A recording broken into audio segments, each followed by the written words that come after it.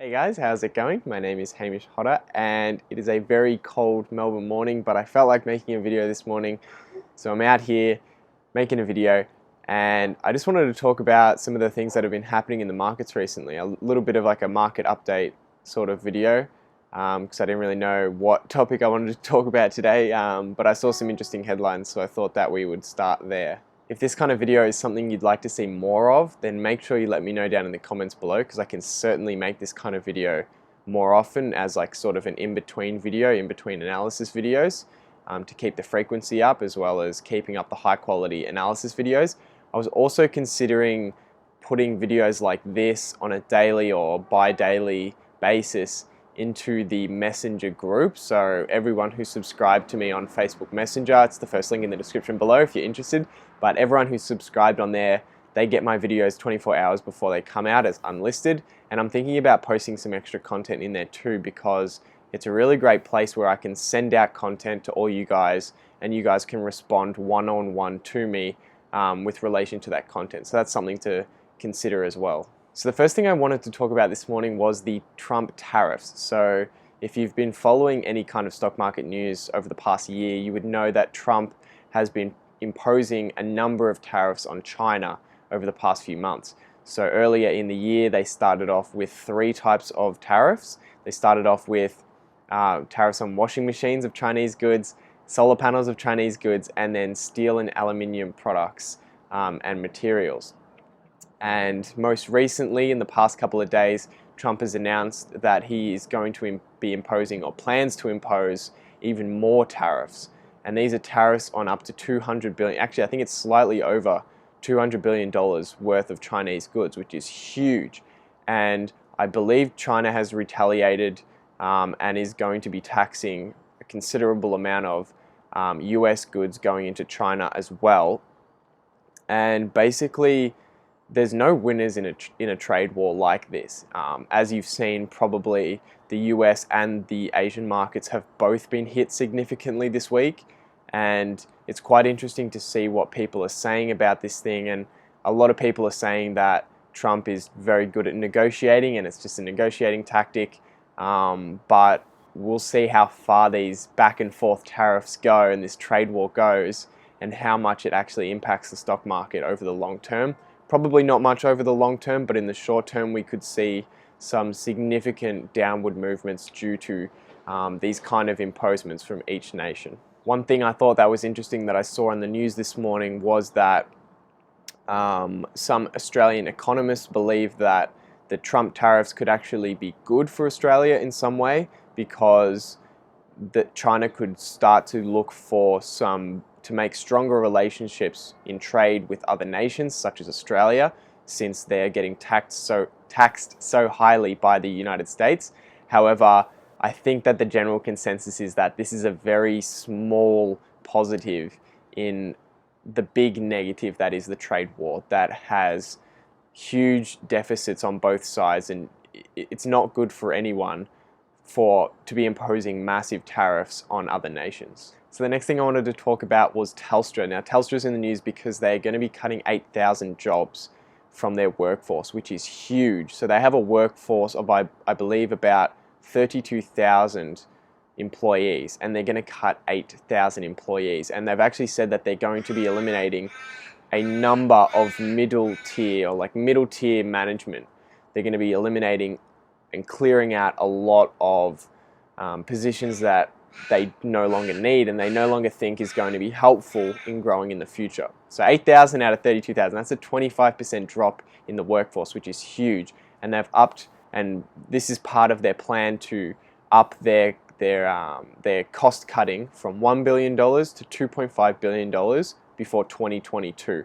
So they're cutting huge costs and clearing out a lot of the business and restructuring, and their plan is to rebuild and start to get back into growth mode. So as you would know if you follow the ASX, Telstra has been hit very significantly over the past few years. Since 2015, their stock is down over 50% now, and this has been because the company has been struggling, and in the last year they announced that they cut their dividend in order to start to restructure and regrow and start get some growth going again. and both of these have significantly hurt Telstra.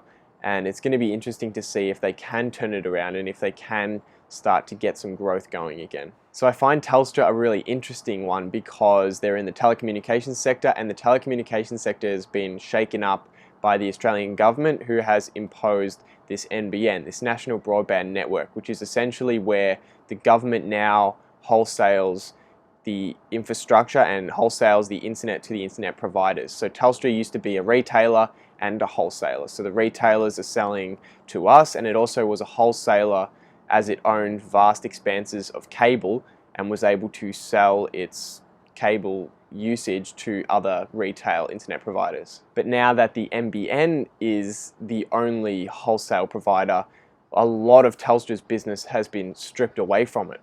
So they do have to restructure, they do have to figure out where they're going to go forward, because now they're just a pure retailer like every other telco.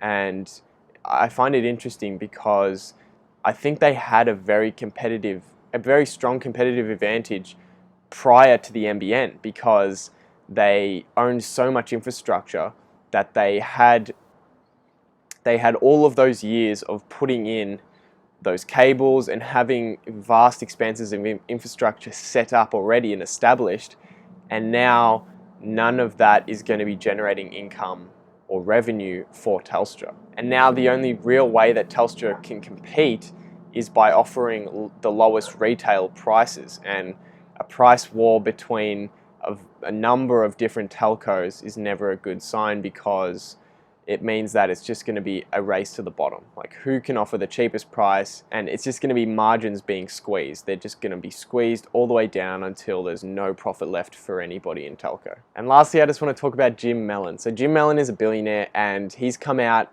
with a claim that these trade wars is actually going to cause what he's called a very major stock market correction.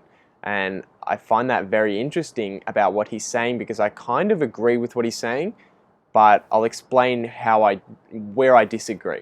So he believes that the market is significantly overvalued, and I obviously agree with him here.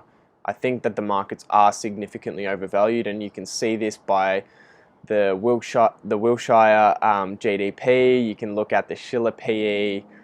There's significant indicators that suggest that stock prices are significantly overvalued. So what he's saying is that there is a considerable amount of sellers in the market, or investors in the market, looking to sell, and they're looking for any excuse to sell. They're waiting for something that might cause the stock market correction, and through them starting to sell off, they will cause more investors to be fearful and sell off, and it'll just be a snowball that begins at the trade war between China and the United States. And I kind of agree with him that this is probably how we're going to see the next recession. A lot of people think that you need some sort of economic problem for the stock market to crash. Like, there has to be, like, the housing market has to crash, and then it crashes the stock market.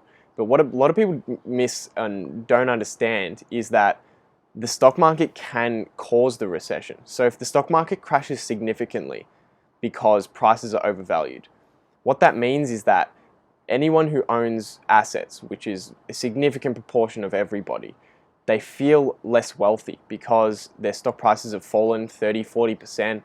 Maybe their house prices have fallen. All of their asset prices have decreased, so they feel less wealthy. And what this means is that they start spending less, and it means that companies start getting less revenues come in, and they start to perform poorly, and this is a bit of a vicious cycle that begins the recession and starts companies cutting jobs and doing all the things that they have to do in order to come out of a recession. So I think it is very possible that something like a trade war or some other kind of event is going to trigger a significant sell-off in the markets, which is then going to move both the United States and maybe other countries into a recession.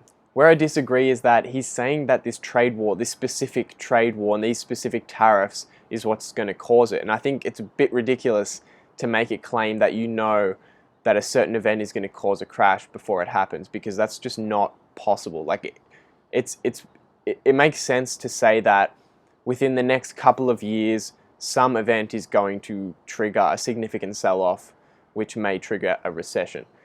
And that's reasonable, but to say that it's going to happen in such a small time frame, or that it's happening right now, is a big claim in my opinion, and I don't think that it's substantiated at all. And there's no way for it to be substantiated until there's been a significant sell-off and we can say for sure that that's what happened. So that's all for today, guys. I just wanted to talk about a couple of things happening in the markets because I felt like making a video for you guys. Let me know what you want to see next. I've got a number of videos lined up. And a heap of you have been commenting, which is really great, about different companies that you want to see me analyze. Don't worry, I've got them all in a list and I'm going to be making a video on them, and I'm thinking I'll pick a couple of them to do an individual analysis and do a 10-minute video on, and all the rest I will put maybe 3 or 4 of them into one 15-minute video, and I'll just talk about them and why I like or why I dislike them. If you enjoyed today's video, make sure you hit subscribe so that you don't miss out on all the future content. But for now, I will see you guys in the next video.